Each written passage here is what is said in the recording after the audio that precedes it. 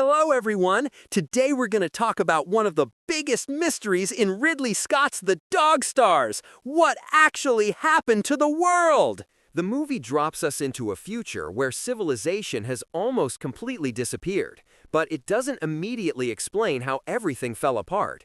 So in this video, we're going to break down the pandemic, what happened to humanity, why the cities are empty, and how the world became the dangerous place Hig is trying to survive in. Before we continue, here's your spoiler alert. We're going to discuss major details from the movie, including the history of the pandemic and what happened to society before the story begins. The Dog Stars takes place in a post-apocalyptic America after a devastating flu pandemic wipes out most of humanity. This isn't a world destroyed by nuclear war. There isn't an alien invasion. There aren't zombies taking over the cities. Instead, humanity is brought down by something much more familiar and much more frightening: a virus. The disease spreads across the population and kills people on a massive scale. The exact origin of the virus isn't the most important part of the story. What matters is what happens after it spreads. Hospitals become overwhelmed, normal systems stop functioning, people lose access to medicine, food, electricity, transportation, and communication. And once enough people die, the systems that modern civilization depends on begin collapsing one after another. That's the part of the apocalypse that the Dog Stars focuses on.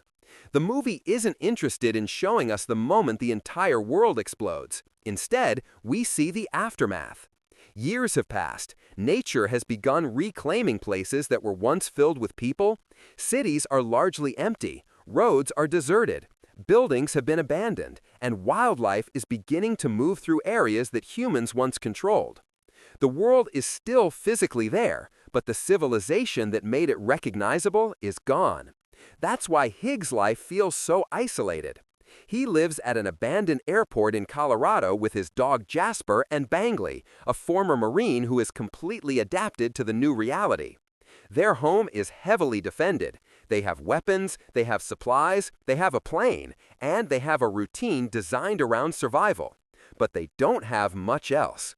There are no normal shops, no hospitals, no police, no reliable government, no functioning society waiting to help them if something goes wrong. Every trip outside becomes a risk, and every stranger could potentially be dangerous. That's because the collapse didn't simply eliminate good people. It also created desperate people. Some survivors form small communities. Others become violent groups that attack settlements and steal whatever resources they can find. These roaming groups are one of the reasons Bangley is so paranoid. He understands that the end of civilization doesn't automatically make everyone cooperate.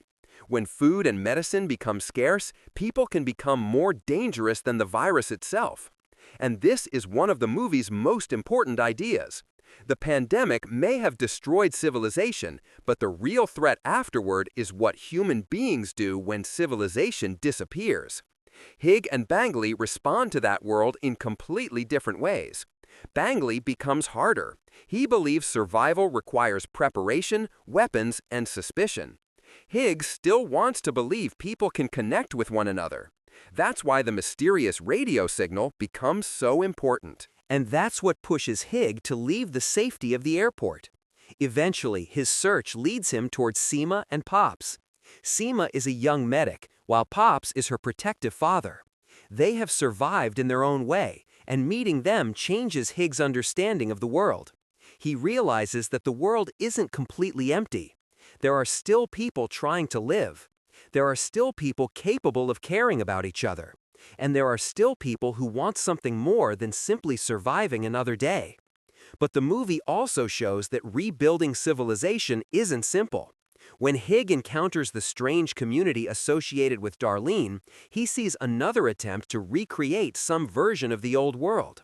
The community uses nostalgia and old-fashioned imagery to create a sense of normality. But beneath that appearance is another form of control. This is important because it shows that even after the apocalypse, people have different ideas about what the future should look like. Some want security. Some want power. Some want to recreate the past. And others, like Hig, simply want to find a reason to keep living. The world of the dog stars is therefore not completely dead. It's fragmented. Humanity has been reduced to small groups scattered across a huge landscape. Some people are isolated. Some are dangerous. Some are trying to rebuild. And some are simply waiting to see what happens next. That's also why the aircraft Hig sees later in the movie are so important. They suggest that there may be other organized survivors somewhere beyond the world he knows. The movie doesn't give us a complete answer about who those people are, and that's intentional. The story isn't really about explaining every detail of the apocalypse. It's about what happens to people after the apocalypse. Hig has already lost his wife. He loses Jasper. He loses the civilization he grew up in. But eventually he finds Seema, Pops, and a renewed connection with Bangley. And that's where the movie's central idea becomes clear. The world ended, but humanity didn't completely disappear. People are still capable of forming relationships. They're still capable of loving. They're still capable of helping each other. And they can still imagine a future. That's why the Dog Stars doesn't treat the apocalypse as the absolute end of everything.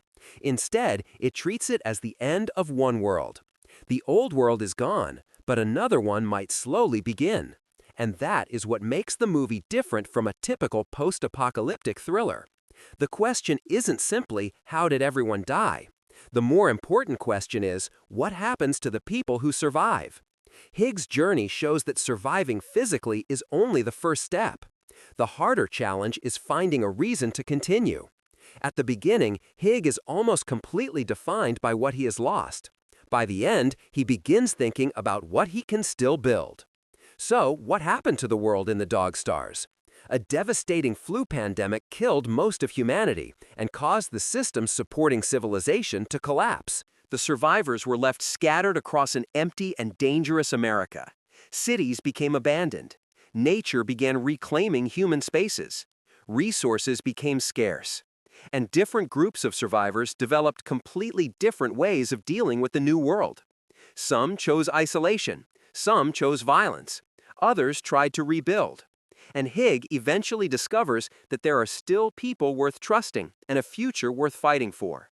The world he knew is gone. But the movie's ending suggests that humanity itself isn't finished. There may still be communities out there. There may still be people flying aircraft and searching for other survivors. And there may still be a chance for civilization to return someday. The Dog Stars is ultimately less about the end of humanity and more about the possibility of humanity beginning again.